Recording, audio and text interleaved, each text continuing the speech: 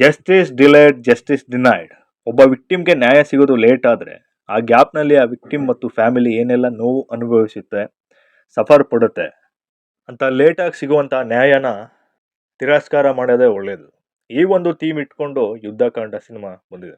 ಕನ್ನಡದಲ್ಲಿ court drama ಸಿನಿಮಾಗಳು ಬಂದಿರೋದು ತುಂಬ ರೇರು.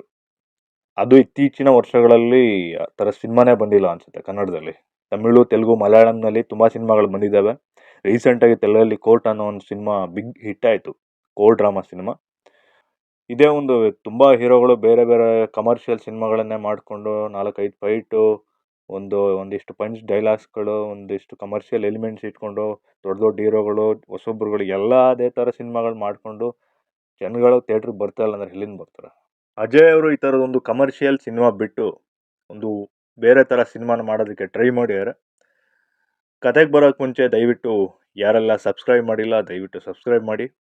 ಸಿನಿಮಾದ ಓಪನಿಂಗ್ ಒಬ್ಬ MLA ತಮ್ಮನ ಮೇಲೆ ಸೆಕ್ಷುವಲ್ ಅಸಾಲ್ಟ್ ಕೇಸ್ ಇರುತ್ತೆ.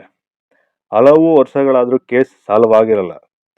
ಇದೇ ಒಂದು ದುಃಖದಲ್ಲಿ ನಿವೇದಿತಾ ಡಿಪ್ರೆಷನ್ಗೆ ಹೋಗಿರ್ತಾಳೆ, ಒಂದು ಮಾನಸಿಕವಾಗಿ ಕುಗ್ಗಿರ್ತಾಳೆ.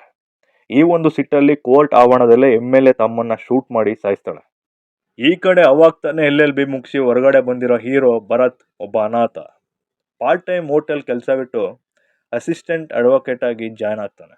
ಈ ಕಡೆ ನಿವೇದಿತಾ ಕೇಸ್ ಸ್ಟಡಿ ಮಾಡ್ತಾ ಇದ್ದ ಭರತ್ ನಿವೇದಿತಾಳ ಸ್ಥಿತಿ ಮತ್ತು ಅವಳಿಗಾದ ಅನ್ಯಾಯವನ್ನು ತಿಳಿದುಕೊಂಡು ಅವಳ ಪರವಾಗಿ ಕೋರ್ಟ್ನಲ್ಲಿ ಆರ್ಗ್ಯೂ ಮಾಡಲು ಒಪ್ತಾನೆ.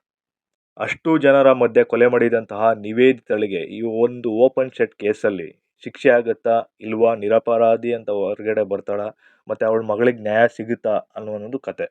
ಸಿನಿಮಾದ ಪಾಸಿಟಿವ್ ಬಂದು ಕತೆ, ಅಜಯ್, ಪ್ರಕಾಶ್ ಬೆಳವಡಿ ಮತ್ತು ಅರ್ಚನಾ ಜೋಯಿಸರ ಆ್ಯಕ್ಟಿಂಗ್, ಮತ್ತು ಸೆಕೆಂಡ್ ಹಾಫ್ನಲ್ಲಿ ಬರುವಂಥ ಕೋರ್ಟ್ ಡ್ರಾಮಾ, ರೈಟಿಂಗು ಮತ್ತು ಲೀಗಲ್ ಪಾಯಿಂಟ್ಸ್ಗಳು ಎಲ್ಲ ಚೆನ್ನಾಗಿದ್ದಾವೆ. ಒಂದಿಷ್ಟು ಸ್ಟಡಿ ಮಾಡಿದ್ದಾರೆ ಅನಿಸುತ್ತೆ ಡೈರೆಕ್ಟ್ರು. ಸಿನಿಮಾ ಮುಖ್ಯವಾಗಿ ಎಮೋಷನಲಿ ಆಗಿರ್ಬೋದು, ಬೇರೆ ಎಲ್ಲ ಥರ ಕನೆಕ್ಟ್ ಆಗುವಂಥದ್ದು ಸೆಕೆಂಡ್ ಹಾಫಲ್ಲಿ. ಆ ಕ್ಲೈಮ್ಯಾಕ್ಸ್ನಲ್ಲಿ ಆ ಮಗು ಹೇಳುವ ಮಾತಿದೆ, ಬಲೂನ್ ಬೇಕು ಅಂತ ಕೇಳ್ತಾ ಇದ್ರಿಂದನೇ ಹೀಗಾಯಿತು ಅಂತ ಆ ಒಂದೊಂದು ಸೀನಂತೂ ಸಿಕ್ಕಾಬಿಟ್ಟೆ ಟಚ್ ಆಗುತ್ತದೆ. ಮತ್ತು ಅಜಯ್ ಅವರು ಕ್ಲೈಮ್ಯಾಕ್ಸ್ನಲ್ಲಿ ಒಂದು ಡೈಲಾಗ್ಸ್ ಬರುತ್ತೆ, ಆ ಸೀನಂತೂ ಸ್ವಲ್ಪ ಲೆಂತಿ ಆಯಿತು, ಬಟ್ ಆದರೂ ಓಕೆ. ಅದು ಅಮ್ಮನ ಕ್ಯಾರೆಕ್ಟ್ರಲ್ಲಿ ಅರ್ಚನಾ ಜೋಯಿಸ್ ಅವರು ಮಾಡಿರುವಂತಹ ಅಭಿನಯ, ಒಬ್ಬ ತಾಯಿಯಾಗಿ ತನ್ನ ಮಗುಗೆ ಆ ಥರ ಒಂದು ಅಸಲ್ಟ್ ಆದಾಗ ಹೇಗೆ ನೋವು ಪಡ್ತಾಳೆ, ಡಿಪ್ರೆಷನ್ ಹೋಗ್ತಾಳೆ, ಸಂಕಟ ಅನುಭವಿಸ್ತಾಳೆ ಅನ್ನೋದು ಆ ಒಂದು ಪಾತ್ರದಲ್ಲಿ ಕಾಡುತ್ತದೆ. ಬಟ್ ಫಸ್ಟ್ ಹಾಫಲ್ಲಿ ಇನ್ನೂ ಒಂದಿಷ್ಟು ವರ್ಕೌಟ್ ಮಾಡ್ಬೋದಿತ್ತು. ಹೀರೋ ಹೀರೋಯಿನ್ ಮಧ್ಯೆ ಜಾಸ್ತಿ ರೊಮ್ಯಾಂಟಿಕ್ ಸೀನ್ಸ್ ಇಲ್ಲ ಅಂದರೂ ಅದೇನು ಅವಶ್ಯಕತೆ ಇರಲಿಲ್ಲ. ಹೀರೋಯಿನ್ ಕ್ಯಾರೆಕ್ಟರ್ನ ಒಂದು ಜಸ್ಟ್ ಸಪೋರ್ಟಿಂಗ್ ಕ್ಯಾರೆಕ್ಟರ್ ಆಗಿ ಯೂಸ್ ಮಾಡ್ಕೊಬೋದಿತ್ತು, ಅದರಿಂದ ಏನು ಪ್ರಾಬ್ಲಮ್ ಇರ್ತಾ ಇರಲಿಲ್ಲ. ಅದ್ರ ಬದಲು ಅಮ್ಮ ಮಗಳು ಮಧ್ಯೆ ಇನ್ನೊಂದಿಷ್ಟು ಬಾಂಡಿಂಗ್ ಸೀನ್ಸ್ ತೋರಿಸ್ಬೋದಿತ್ತು.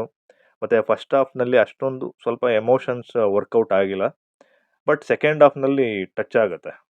ಫಸ್ಟ್ ಹಾಫ್ನಲ್ಲಿ ಇನ್ನೂ ಡೈಲಾಗ್ಸ್ಗೆ ಹೆಚ್ಚು ಒತ್ತು ಕೊಡ್ಬೋದಿತ್ತು, ಮತ್ತು ಸೆಕೆಂಡ್ ಹಾಫ್ಗೆ ಜಾಸ್ತಿ ಒತ್ತು ಕೊಟ್ಟಿದ್ದಾರೆ. ಚೆನ್ನಾಗಿ ಬಿಲ್ಡ್ ಮಾಡಿದ್ದಾರೆ. ಮೇಯ್ನ್ಲಿ ಸೆಕೆಂಡ್ ಹಾಫಲ್ಲಿ ಚೆನ್ನಾಗಿ ಬಿಲ್ಡ್ ಮಾಡಿದ್ದಾರೆ.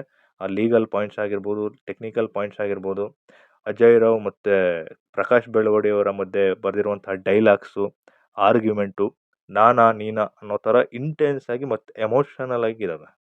ಮತ್ತು ಇಂಟರ್ವಲ್ ಬ್ಲ್ಯಾಕ್ ಬೇರೆ ಇಡ್ಬೋದಿತ್ತು. ಫಸ್ಟ್ ಹಾಫ್ನಲ್ಲಿ ಅಮ್ಮ ಮಗಳ ಫ್ಲ್ಯಾಶ್ ಬ್ಯಾಕ್ನಲ್ಲಿ ಮಗುವಿಗೆ ಆಗೋಂಥ ಅಸಲ್ಟ್ನ ಡೈರೆಕ್ಟಾಗಿ ತೋರಿಸೋ ಬರಲಿ ಬಲೂನ್ ಸೆಲ್ಲರ್ ಮುಖಾಂತರ ಆ ಫ್ಲ್ಯಾಶ್ ಬ್ಯಾಕ್ ಹೇಳ್ಸಿದ್ರೆ ಚೆನ್ನಾಗಿರ್ತಿತ್ತು ಅಂತ ನನಗನ್ನಿಸ್ತು. ಮತ್ತು ಬಲೂನ್ ಸೆಲ್ಲರ್ ಕ್ಯಾರೆಕ್ಟರ್ ಏನಿದೆ ಅದಕ್ಕೆ ಪ್ರಾಪರ್ ಎಂಡಿಂಗ್ ಕೊಟ್ಟಿಲ್ಲ, ಯಾಕಂದರೆ ಅವನು ಐ ವಿಟ್ನೆಸ್ ಆಗಿರ್ತಾನೆ. ಅದು ತುಂಬ ಇಂಪಾರ್ಟೆಂಟ್ ಕ್ಯಾರೆಕ್ಟರ್ ಆಗಿತ್ತು, ಬಟ್ ಅದನ್ನು ಯೂಸ್ ಮಾಡ್ಕೊಂಡಿಲ್ಲ ಅವರು, ಅಥವಾ ಎಂಡಿಂಗ್ ಕೊಟ್ಟಿಲ್ಲ ಆ ಕ್ಯಾರೆಕ್ಟರ್ಗೆ. ಮತ್ತು ಒಂದಿಷ್ಟು ಫಸ್ಟ್ ಹಾಫಲ್ಲಿ ಒಂದಿಷ್ಟು ಸೆಟ್ ವರ್ಕ್ ಚೆನ್ನಾಗಿರಬೇಕಿತ್ತು. ಪ್ರಕಾಶ್ ಬೆಳವಡಿ ಅವರ ರಾಬರ್ಟ್ ಡಿಸೋಜಾ ಕ್ಯಾರೆಕ್ಟರ್ ಚೆನ್ನಾಗಿ ಸ್ಕೆಚ್ ಮಾಡಿದ್ದಾರೆ. ಇಲ್ಲಿ ಕ್ರಿಮಿನಲ್ ಲಾಯರ್ ಆದರೂ ಆ ಕೇಸ್ಗೆ ಸಂಬಂಧಪಟ್ಟಾಗಷ್ಟೇ ಒಬ್ಬ ಲಾಯರ್ ಆಗಿ ಥಿಂಕ್ ಮಾಡ್ತಾನೆ. ತುಂಬ ಸಿನಿಮಾಗಳ ಥರ ಕ್ರಿಮಿನಲ್ ಲಾಯರ್ ಕೇಸ್ ಗೆಲ್ಲೋಕೆ ಏನು ಬೇಕಾದರೂ ಮಾಡ್ತಾನೆ ಅನ್ನೋ ಥರ ಇಲ್ಲಿ ಓವರ್ ಹೈಪ್ ಮಾಡಿಲ್ಲ.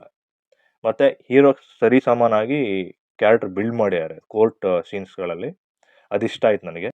ಮತ್ತು ಈ ಕ್ಯಾರೆಕ್ಟರ್ಗೆ ಒಂದು ಬೌಂಡ್ರಿ ಇದೆ, ಎಲ್ಲೇ ಮೀರಿಲ್ಲ. ಒಂದಿಷ್ಟು ಕಡೆ ಸಿನಿಮಾ ಲಿಬರ್ಟಿ ತೊಗೊಂಡಿದ್ದಾರೆ, ಬಟ್ ಅದು ಓಕೆ. ಬಟ್ ಇಂಥ ಒಂದು ಸಿನಿಮಾಗಳಲ್ಲಿ ಅದನ್ನು ಕನ್ವೆ ಮಾಡಿದ್ರೆ ಇನ್ನೂ ಚೆನ್ನಾಗಿರ್ತಿತ್ತು ಅಂತ ನನಗನ್ನಿಸ್ತು. ಬಟ್ ಆಡಿಯನ್ಸ್ ಆ ಥರದ್ದೆಲ್ಲ ಯೋಚನೆ ಮಾಡೋಕ್ಕೆ ಹೋಗಲ್ಲ. ಆ ಮಗು ಕ್ಯಾರೆಕ್ಟರ್ಗೆ ಏನಿದೆ ಅದು ಫಸ್ಟ್ ಹಾಫಲ್ಲಿ ಇನ್ನೊಂದಿಷ್ಟು ಸ್ಕ್ರೀನ್ ಸ್ಪೇಸ್ ಇದ್ದರೆ ಸಖತ್ತಾಗಿರ್ತಾಯಿತ್ತು, ಯಾಕಂದರೆ ಒಂದಿಷ್ಟು ಎಮೋಷನ್ಸ್ ಇನ್ನೂ ಜಾಸ್ತಿ ಇರ್ತಾಯಿತ್ತು ಫಸ್ಟ್ ಹಾಫಲ್ಲಿ. ಮತ್ತು ಮ್ಯೂಸಿಕ್ಕು, ಸಿನಿಮಾಟೋಗ್ರಫಿ ಓಕೆ. ಸೆಕೆಂಡ್ ಹಾಫಲ್ಲಿ ಎಲ್ಲ ಚೆನ್ನಾಗಿದೆ. ಬಟ್ ಸಿನಿಮಾಟೋಗ್ರಫಿ ಮೋಸ್ಟ್ಲಿ ಬಜೆಟಿಂದ ಸ್ವಲ್ಪ ಇದಾಗಿರುತ್ತೆ, ಬಟ್ ಅದು ಓಕೆ, ಅಂಥದ್ದೇನು ಮ್ಯಾಟ್ರ್ ಆಗಲ್ಲ ಅದು. ಒಂದಿಷ್ಟು ಚಿಕ್ಕ ಪುಟ್ಟ ಮಿಸ್ಟೇಕ್ಸ್ ಬಿಟ್ಟು ಓವರ್ ಆಲ್ ಸಿನಿಮಾ ಸಖತ್ತಾಗಿದೆ. ಎಲ್ಲ ಹೀರೋಗಳು ನಾವು KGF ಕಾಂತಾರನೇ ಮಾಡ್ತೀವಿ, ಮಾಡಬೇಕು ಅಂತ ಟೈಮಲ್ಲಿ ಅಜಯ್ ಅವರು ಒಂದು ಒಳ್ಳೆ ಸಿನಿಮಾ ಮಾಡಿದ್ದಾರೆ. ಆ ಪ್ರಯತ್ನಕ್ಕೆ ಒಳ್ಳೇದಾಗಲಿ. ಸಿನಿಮಾ ನೋಡಿ, ಕನ್ನಡ ಸಿನಿಮಾಗಳು ಚೆನ್ನಾಗಿಲ್ಲ ಅಂತ ಇದ್ರಿ. ಒಂದು ಒಳ್ಳೆ ಸಿನಿಮಾ ಬಂದಾಗ ಹೋಗಿ ನೋಡ್ಬೇಕು ಥಿಯೇಟ್ರಲ್ಲಿ. ಸೊ ಚಿತ್ರತಂಡಕ್ಕೆ ಒಳ್ಳೇದಾಗಲಿ. ಸಿನಿಮಾ ಇನ್ನೂ ಚೆನ್ನಾಗಿ ಕಲೆಕ್ಷನ್ ಮಾಡಲಿ, ಸಾಲ ತೀರಲಿ. ಈ ವಿಡಿಯೋ ನಿಮಗೆ ಇಷ್ಟ ಆಗಿದ್ರೆ ಲೈಕ್ ಮಾಡಿ, ಶೇರ್ ಮಾಡಿ. Thank you.